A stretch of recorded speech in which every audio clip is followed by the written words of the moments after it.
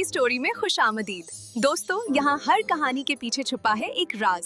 Subscribe करें और हमारी फैमिली का हिस्सा बन जाएं। बहुत पुराने जमाने का जिक्र है, जब दुनिया नक्शों पर इतनी वाज़ेह नहीं होती थी, जब समंदर पार बसते हुए मुल्कों की कहानियाँ सिर्फ मुसाफिरों और ताजरों की ज़बान पर हुआ करती थीं। उन्हीं दिनों नीले समंदर के पार एक छोटा सा मगर बेहद खुशहाल मुल्क आबाद था। ये मुल्क रकबे में छोटा मगर अमन, इंसाफ और खुशहाली में बहुत बड़ा था। इस सल्तनत पर एक ऐसा बादशाह हुकूमत करता था जिसके फैसले तलवार से नहीं बल्कि अकल, इंसाफ और रहम से हुआ करते थे। उसके हुक्म से गरीब को इंसाफ मिलता और अमीर को गुरूर का मौका ना मिलता। शहर की गलियां साफ सुथरी थीं, खेत लहलहाते थे, बाजारों में रौनक थी और लोगों के चेहरों पर खौफ नहीं बल्कि इत्मीनान लिखा होता था। महल की बुलंदो बाला दीवारों के अंदर भी वैसा ही सुकून था जैसा सल्तनत के बाहर। इसी बादशाह की एक ही औलाद थी, एक 15-16 बरस की हसीनो जमील बेटी, शहजादी अंबर। शहजादी अंबर की खूबसूरती के चर्चे सिर्फ महल तक महदूद नहीं थे बल्कि दूर दूर की सल्तनतों तक फैल चुके थे। मगर शहजादी अंबर सिर्फ हुस्न की मलिका नहीं थी, वो नर्म दिल, बाअदब, समझदार और रहम दिल भी थी। वो महल के बाग में चहलकदमी करते हुए परिंदों को दाना डालती, गरीब बच्चों को देखकर मुस्कुरा देती और जख्मी जानवरों पर दिल से तरस खाती थी। बादशाह अक्सर उसे दूर से देखता और दिल ही दिल में दुआ करता, मेरी बेटी मेरी आंखों का नूर है। मैं नहीं चाहता कि ये किसी ऐसे शख्स के हाथों चली जाए जिसके दिल में गुरूर हो या जिनके हाथ जुल्म से रंगे हों। जैसे जैसे शहजादी अंबर की उम्र बढ़ती गई, वैसे वैसे महल के दरवाजों पर कासिदों की आमद शुरू हो गई। हर रोज किसी न किसी मुल्क से सोने चांदी के तोहफे, हीरे जवाहरात और कीमती रेशमी कपड़ों के साथ शाही पैगाम पहुंचता। हर पैगाम में एक ही बात होती, हमारी तरफ से शहजादी अंबर का रिश्ता कबूल किया जाए। कोई शहजादा अपनी दौलत पर नाज करता, कोई अपनी फौज पर, कोई अपनी खूबसूरती पर तो कोई अपने शाही खून पर। महल का सहन तोहफों से भरने लगा, मगर बादशाह का दिल मुतमईन ना हो सका। मलिका, जो खुद निहायत समझदार और दूरअंदीश थी, अक्सर बादशाह से कहती, शहजादे तो बहुत हैं, मगर सही इंसान का इंतखाब आसान नहीं। हर चमकती चीज सोना नहीं होती जहान पनाह। आप इस बारे में क्या कहते हैं?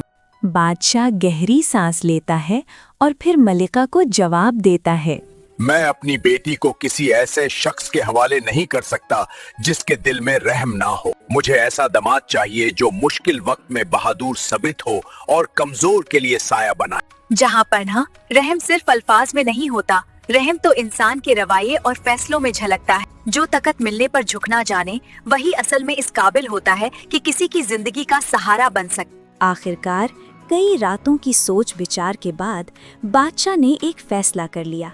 अगली सुबह महल के बड़े हॉल में कासिदों को बुलाया गया।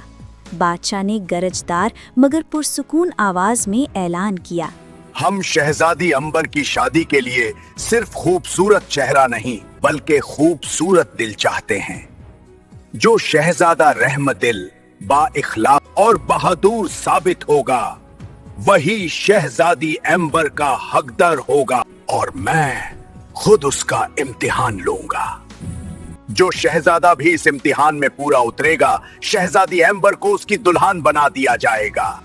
इस पैगाम को पाते ही बहुत सारे शहजादे शहजादी अंबर के मुल्क जाने की तैयारी करने लगे। उनमें से हर एक शहजादे को उम्मीद थी कि वो बादशाह के इम्तिहान में ज़रूर कामयाब हो जाएगा। तमाम शहजादे अपने अपने मुल्कों से निकलकर बंदरगाह पर जमा हो गए। वहाँ पर बादशाह का एक खूबसूरत जहाज़ खड़ा था। ये जहाज़ इसी मकसद के लिए था कि जो शहजादे शहजादी अंबर से शादी के ख्वाहिशमंद हों, उसमें बैठकर बादशाह के पास पहुँच जाएं। जब शहजादे जहाज़ में सवार हो गए तो जहाज़ के बादबान खोल दिए गए और जहाज़ तेज़ी से अपनी मंजिल की तरफ बढ़ने लगा। शहजादे जहाज़ पर इधर उधर घूमते हुए बातें करने लगे। वो सब के सब बेहद खूबसूरत और ज़हीन नज़र आते थे। वो बातों के दौरान ज़ोर ज़ोर से कहकहे भी लगा रहे थे और उनके चेहरों से पता चलता था कि वो बेहद मसरूर हैं। उन्हीं शहजादों में मुल्क खुरासान का शहजादा बाबर भी था। वो उन शहजादों से अलग थलग अरशे पर बैठा हुआ समंदर की ऊंची नीची लहरों को देखते हुए कुछ सोच रहा था। दूसरे शहजादे उसकी तरफ देखते हुए ज़ेरे लब मुस्कुरा रहे थे। उनकी आंखों में शहजादे बाबर के लिए हक़ारत थी। वो उसे मगरूर और बदमिजाज समझ रहे थे, क्योंकि वो उनके साथ घुल मिलकर बैठने के बजाय अहमकों की तरह मुंह लटकाकर एक तरफ बैठ गया था।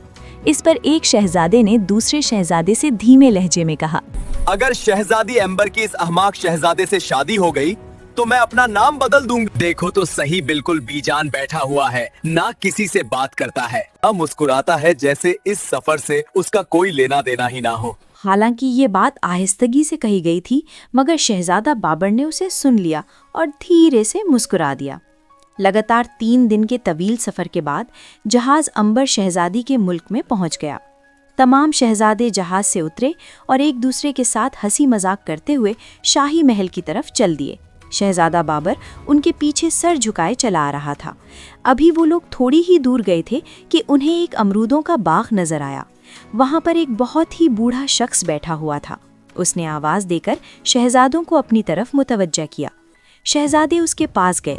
बूढ़े ने अपनी लरसती हुई कमजोर सी आवाज में कहा, ऐ नौजवानों, मैं एक बहुत बूढ़ा शख्स हूँ, क्या मेहरबानी करके तुम मेरा एक काम कर दोगे? एक शहजादे ने आगे बढ़कर कहा, मियां, ये तुम्हारी खुशकिस्मती है कि तुम मेरे मुल्क में नहीं हो। अगर ऐसी बात तुम मेरे मुल्क में मुझसे करते तो मैं तुम्हारी जबान खींचवा देता। तुम शहजादों से अपना काम करवाना चाहते हो? क्या ये तुम्हारे नौकर हैं? बूढ़े ने गिड़गिड़ा कर कहा, मैं बहुत गरीब आदमी हूँ, मेरे छोटे छोटे बच्चे हैं। अपने बाग से अमरूद तोड़कर मैं अपना और अपने बच्चों का पेट पालता हूँ, मगर तुम मेरी हालत देख रहे हो। मैं अमरूद के दरख्तों पर चढ़कर फल तोड़ने से कासिर हूँ। शहजादे भी इंसान होते हैं और इंसान ही इंसान के काम आता है। क्या तुम में से कोई भी ऐसा नहीं जो मेरी मदद कर सके? अपनी जुबान बंद करो, ये बूढ़ा तो सर पर ही चढ़ता जा रहा है। ये कहकर उसी नौजवान ने बूढ़े को एक ऐसा धक्का दिया कि वो दूर जमीन पर जा गिरा। तमाम शहजादों ने एक फलक शिगाफ कहकहा लगाया, मगर उसी वक्त शहजादा बाबर तेजी से आगे बढ़ा और बूढ़े को सहारा देकर उठाया। तमाम शहजादों को जैसे सांप सूंघ गया।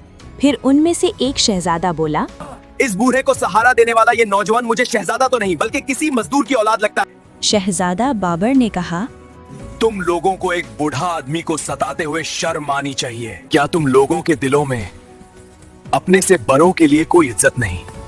एक शहजादे ने उसके पास आकर कहा, अपनी ये नसीहतें अपने पास रखो। इस बूढ़े को क्या हक पहुंचता है कि ये हमसे अमरूद तुड़वाने का बेहुदा मुतलबा करे?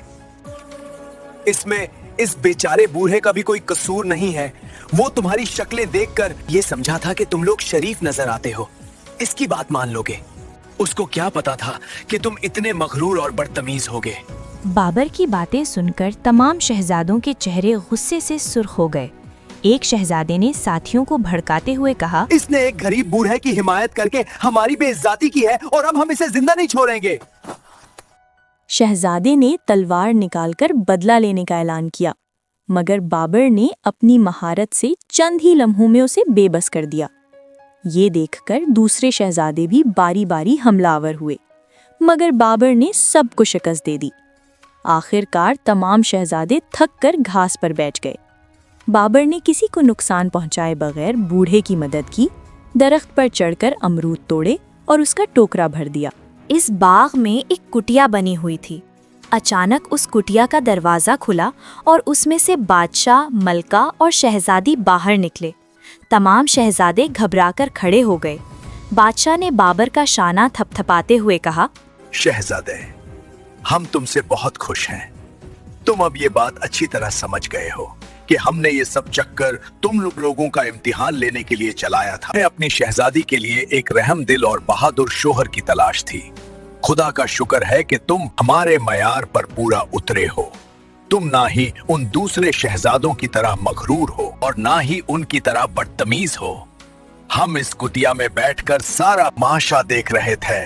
तुमने जिस दिलेरी और जुर्रतमंदी से उन तमाम कम्मे शहजादों का मुकाबला किया, उसने हमें बहुत मुतासिर किया।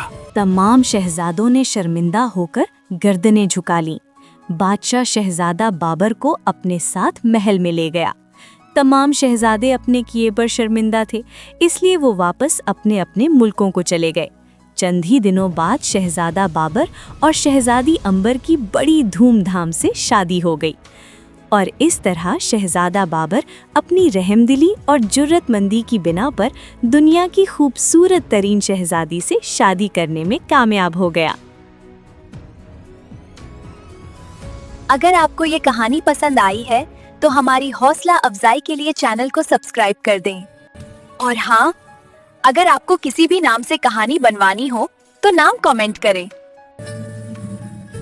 वो कहानी इसी चैनल पर अपलोड की जाएगी।